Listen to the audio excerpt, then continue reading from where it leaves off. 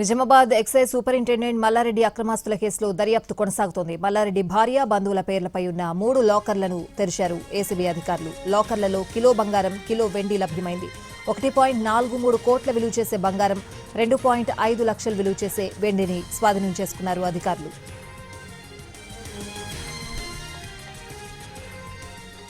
Nizamabad excise superintendent Mallareddy అక్రమాస్తుల కేసులో దర్యాప్తు కొనసాగుతోంది. మల్లారెడ్డి భార్య బంధువుల పేర్లపై ఉన్న 3 లాకర్లను తెరిచారు ఏసీబీ అధికారులు. లాకర్లలో కిలో బంగారం, కిలో వెండి లభ్యమైంది. 1.43 కోట్ల విలువ చేసే బంగారం, 2.5 లక్షల విలువ చేసే వెండిని పోలీసులు స్వాధీనం చేసుకున్నారు.